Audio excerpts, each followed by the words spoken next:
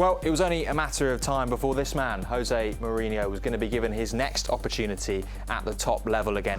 Yes, Katie, well, the Chelsea fans last night when they were in Budapest were accused of anti-Semitic chanting. With people coming back into the UK, if they see anyone displaying any symptoms, they could be isolated in certain facilities. This isn't just being sent home, this is being sent to certain centres where they'll have to stay for a number of days. Well, I'm here with one of those public sector workers. Helen O'Connor is an NHS nurse and a GMB member. I have, however, spoken to lots of residents and shop owners along this road today, and their response remains unanimous. Well, it's news we've been expecting for some time now, so it's no surprise of his unveiling today. Appointment for Chelsea then in that respect? Well, we're yet to see his management skills fully tested. It's his CV that's not as strong. Can these young men break everything that we've known for decades about the despair of being an England fan? Sweden and the US have a very close relationship when it comes to their extradition treaty.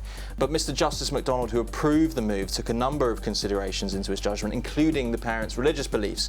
Both are Muslim, and they say that Islamic law states that only God should be able to decide whether or not to end a life. Quite right, just a matter of minutes to determine the guilt of Shane O'Brien, who was one of Interpol's most wanted men. Millwall FC is certainly a club that is no stranger to receiving bad press off the pitch. But its CEO, Steve Kavanagh, says that this is the real Millwall. The highest temperature recorded in the capital, at least, was 37.7 degrees. That was at Kew Gardens around 3:30 today. And I tell you, you haven't seen anything until you've watched the pop choir perform Lady Gaga's Bad Romance, followed by Jeff Beck's Hallelujah. It's a seamless transition in tone change. It's quite something to behold. It's taking place, of course, tonight in Baku in Azerbaijan, a city which has been drenched in controversy, with less than 6,000 fans from both clubs set to make the journey from London. Well, join me on the red carpet for the Children's BAFTA Awards. Yeah.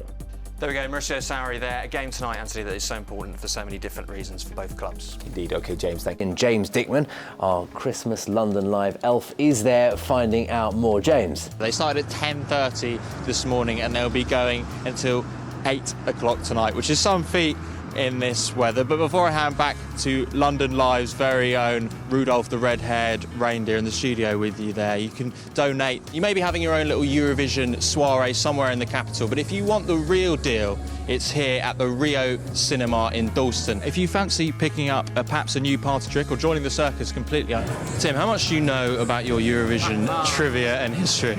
Which British group won in 1981? Bucks Fizz.